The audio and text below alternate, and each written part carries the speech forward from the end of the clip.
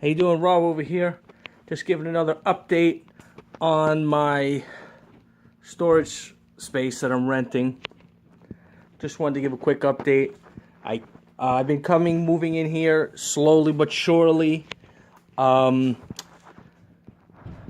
been just bringing stuff down a little bit at a time because I still have a lot of work at my house to be done. I still have a lot of listings that have to get done. This is a lot of stuff. This is actually a lot of my death pile stuff that's not super hot. Some of these are the jackets and blazers that are more winter stuff that I'm going to get it listed. But I have other stuff I want to get listed done real quick at my house first before I even move over to here. So I know this is going to take me, it's going to take me probably at least a month to get settled in here, which is fine. I'm not, I mean, look, I'm paying for it, but I want to get organized properly. I don't want to just bring everything over here and then now I'm losing stuff. And at least now I kind of know that most of the stuff is death pile stuff or whatever. So, and also I have to come down here at least once a day. I would like to come down maybe 2 or even 3 times a day to unload this. I just unloaded the dehumidifier. This thing fills up really quickly. It's very humid here, as people know, in the Northeast. It gets very humid in the summertime. Anyway, I wanted to make a quick little tip video on estate sales. I was just watching a video made by John Johnson from Nevermore Antiques. Some of the people who watch this video, they know who he is. He's a gentleman. I think he's from Missouri. He made a video, kind of like a rant video, just now about estate sales, about high prices. And it's very common. Sometimes people, you go to estate sales, they have some nice things, maybe you see it advertised somewhere, and then you go there and the prices are sky high. Okay? One of my tips is that beware of sales. I've been going to sales for a while, at least 3 or 4 years now, been going pretty heavy to estate sales. Beware of sales that are run by the family. Now, a lot of people, they think, oh, wow, it's great. I'm going to go to this estate sale. It's run by the family. They're just going to want to get rid of everything. I mean, that happens sometimes, but more often than not, it doesn't happen. More often than not, people who run the estate sales themselves, there's a few reasons why they overprice things. Number one, they don't want to hire a company. So, which just means they're holding on to those items tightly. If they don't want to hire, they don't want to pay commissions, then they're not going to give a company a commission to sell something. They're not going to give you a discount to sell it, to buy something and to resell. That's usually just how it is. That's number one. Number two, they, if they were going to do it themselves, they would just advertise it as a garage sale, put everything out on the lawn, and that's it. They wouldn't even look stuff up. They just blow it out. And what happens is, when they look stuff up, sometimes people think that they're just trying to overprice it, but people are they don't know as much about eBay, so they don't realize they don't know how to compare actual items. They can find an item that's similar to theirs, but it's not the same. And also, what we do is we look up the comps, the completed listings. They're looking at, most people when they look it up, they'll just click it, type it in, and they'll see the item and say, oh wow, this is $300. And they don't realize a lot of times, sometimes it has a best offer on it. It was $300. They might have taken $125. I mean, that's just the way it is. A lot of times that happens. So they're not looking at completed listings. They're just looking at the current listings. So that's why they're pricing it so high, and not necessarily, or like I said, or they just want something.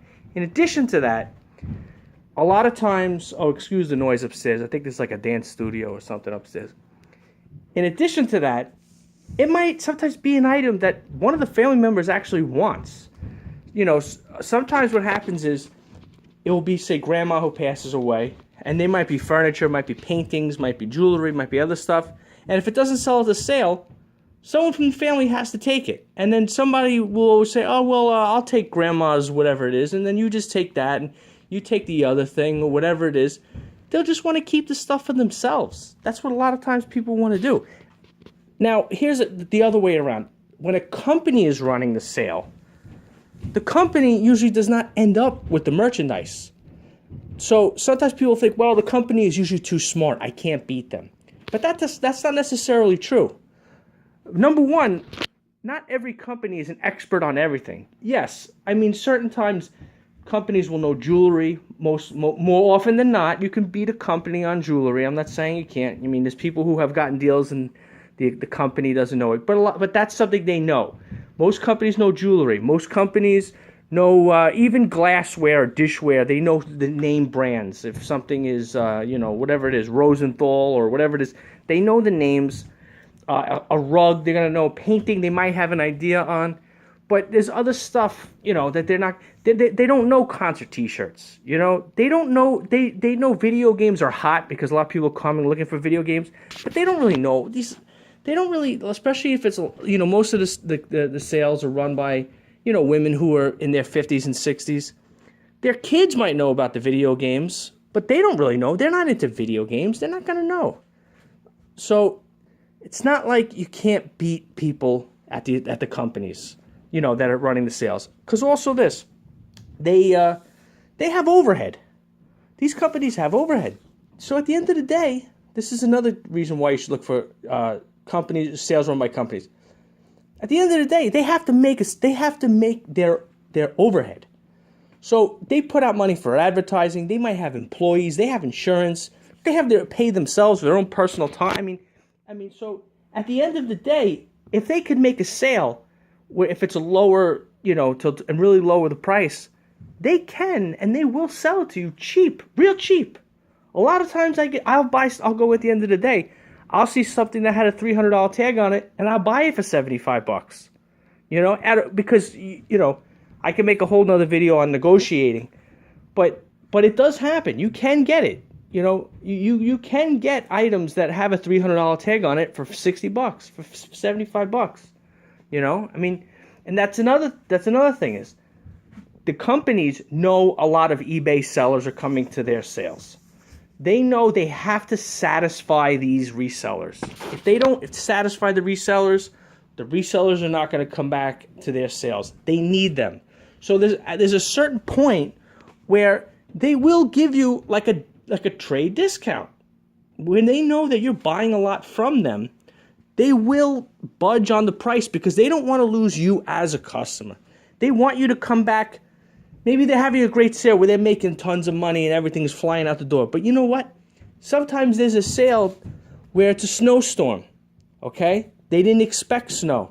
Now there's a foot of snow outside, and then you know what? The company is crying because you know what? They have employees they have to pay. They have payroll, they have to pay their insurance. They got to pay this, they got to pay that. So they'll text you, they'll pick up the phone, they'll call you and say, hey, look, come down to my sale. I got some good stuff for you. Because it's a snowstorm and the regular, and a lot of, they're not getting much activity. But obviously if it's a regular person running it, it's a one-shot deal, and then that's it. All right? So I hope you guys might have learned something from my video. I hope I'm providing some quality content. I know I don't do any fancy music or anything, or I don't know how to do any of that stuff, to be honest with you.